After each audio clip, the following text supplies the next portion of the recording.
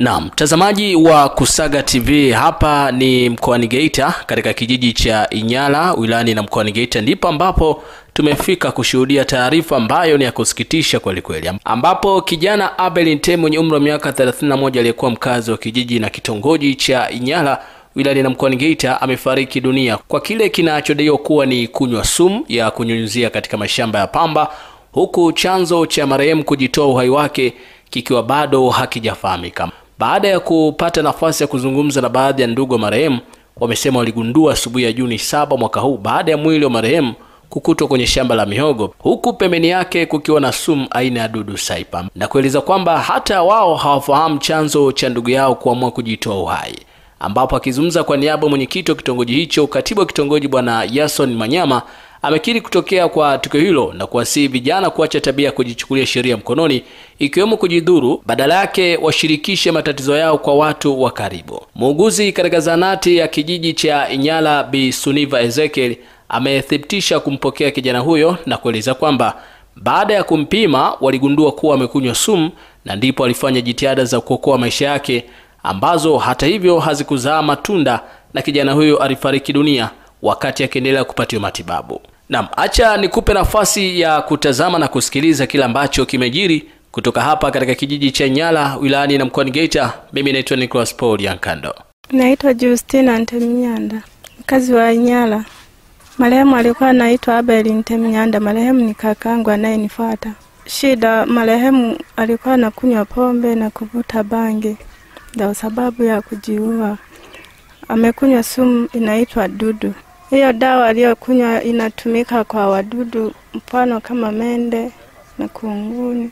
Hatujawahi kumkwaza, maana kipindi cha nyuma alikuwa anasali, baadaye tena akaacha, ndo akaanza kutumia pombe na bangi.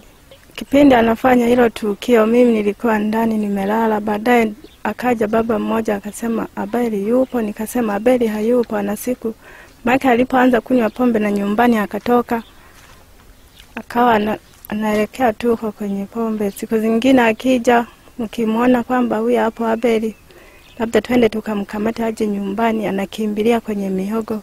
Kuna siku tena alienda kulala kwenye kaburi la babu hapo, akachukua na shuka. Baadaye watu wakamwona, wakaja kutuita, tulipomfuatilia akakimbia. Mke wake alipoanza kunywa pombe, mke wake akatoka akaenda nyumbani kwao. Marehemu mwanamke alienea ameacha, alikuwa na watoto 4, ila kuna mwingine mwanamke alioga akaachana akaenda na mtoto mmoja. Jumla marehemu ameacha watoto 5. Abeli alikuwa fundi wa ujenzi na kuchonga milango na mkulima. Sasa kwa majina naitwa Esther Simoni Manyabulima. Yule aliyefariki ni kaka yangu, mtoto wa shangazi. Pombe alikuwa anatumia, ana muda mrefu anatumia pombe. Ile ilifika sehemu akaacha pombe, akawa anasali kanisa la Sabato. Imefikia sehemu tena akaacha pombe, akaacha kusali, akawa anakunywa tena pombe. Ni pombe tu, tulikuwa tunamwona anakunywa pombe tu na bangi, alikuwa anavuta bangi. Tulikuwa tunamwambia pombe acha kunywa pombe, tulikuwa tunamshauri vizuri tu, ila alikuwa atusikii kwamba tunamshauri aache pombe. Na mshauri anasema naacha pombe, anaendelea tu, mnamwona tu anakuja amelewa. Hamna, hatujajua sasa, kwa maana mimi nilikuwa nyumbani kwangu, nilikuwa nimelala, nimejua tu na mtoto wa mdogo wangu kwamba mama twende huko mjomba amekunywa sumu.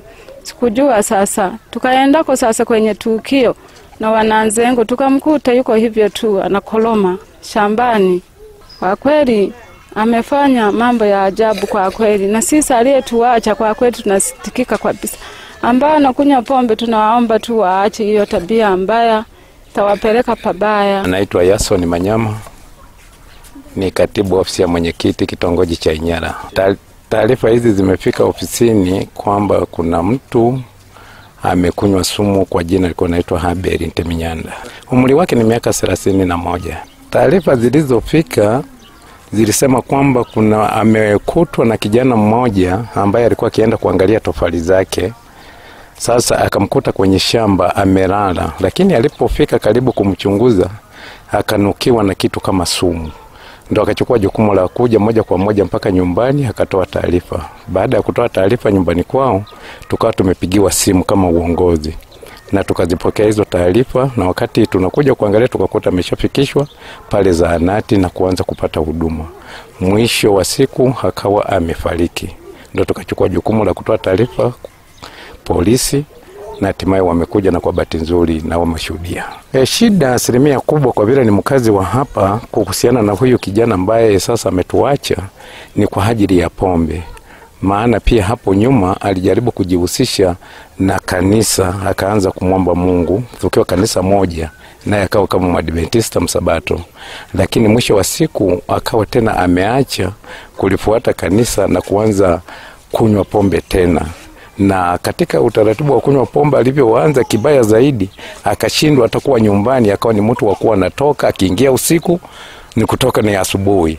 Na hizo taarifa familia ilifikisha kwamba huyu mtu sasa hivi kuja kwake anakuja usiku na kuondoka kwake inakuwa ni asubuhi na mapema. Tunafanya jitihada za kumpata ili kusudi tumrejeshe nyumbani, lakini bado hatujafanikiwa. Hatimaye ndio hiki kilichomkuta kwa leo. Wito kwa vijana asilimia kubwa, tunapokuwa na changamoto ambazo zinatushinda kuchanganua, tujaribu kuhusisha. Maana unapohusisha mtu au ndugu kumwambia kwamba bwana, changamoto inayonikabili ni hii. Kwa hiyo huyo unayemhusisha sidhani kama atakwambia kwamba chukua maamuzi ya kwenda kujiua au kunywa sumu. Kwa hiyo unapoliweka wazi kwa watu, wanakupa ufumbuzi fulani. Maana pale wewe unapokomea, unapomwambia mwingine, hapo ndipo unapoanzia kupata mawazo mengine mapya. Ushauri ni kwamba tujaribu kuhusisha, tusichukue maamuzi magumu. Kwa majina naitwa Suniva Ezekiel, ni muuguzi katika kituo hiki cha Inyala.